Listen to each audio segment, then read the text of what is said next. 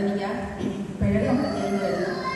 എനിക്ക് ഒരു 2 കൊല്ലമായിട്ട് ചെവിക്ക് വേദന ഉണ്ടായിരുന്നു. ചെവിക്ക് അതേപോലെ തന്നെ കേൾവിക്കുറവുണ്ടായിരുന്നു. കൗൺസിലിങ്ങും പ്രാർത്ഥനയും കഴിഞ്ഞപ്പോഴത്തേക്കും ചെവി വേദനയും പോയി, ചെവിക്ക് കേൾവി കൂടുതലുണ്ടായി. പിന്നെ വേറൊരു സൗഖ്യം കിട്ടിയത്, എനിക്ക് കണ്ണിനും ബുദ്ധിമുട്ടുണ്ടായിരുന്നു വായിക്കുമ്പോഴും ഒക്കെ. അതുപോലെ തന്നെ ഞരമ്പുകൾക്ക് വേദനയുണ്ടായിരുന്നു. അപ്പോൾ ഇവിടെ വന്നു കഴിഞ്ഞ് ഒരു സിസ്റ്റർ ക്ലാസ് എടുക്കുമ്പോൾ ഡബിളായിട്ടാണ് ഞാൻ കാണാൻ തുടങ്ങി. അതുപോലെ തന്നെ ബ്രദർ ക്ലാസ് എടുത്തപ്പോൾ എന്നെ 2ആയിട്ട് കാണാൻ തുടങ്ങി. അപ്പോഴത്തേക്ക് എനിക്ക് കൂടുതൽ വിഷമായി. ഈശോയെ, ഞാനൊരു ബൈബിൾ ക്ലാസ് പഠനം 6 മാസത്തെ കോഴ്സ് കൂടുന്നുണ്ടായിരുന്നു. അപ്പോൾ കുറച്ച് ദിവസമായിട്ട് കൂടുതൽ തലവേദനയും കണ്ണുവേദനയും ഒക്കെ ഉണ്ടായതുകൊണ്ട് എനിക്കത് പറ്റുന്നില്ലായിരുന്നു. കർത്താവ്, ഇനി ഒട്ടും പറ്റയല്ലേ, എനിക്കത് കംപ്ലീറ്റ് ആക്കണമെന്ന് എനിക്ക് ആഗ്രഹം ഉണ്ടായിരുന്നു.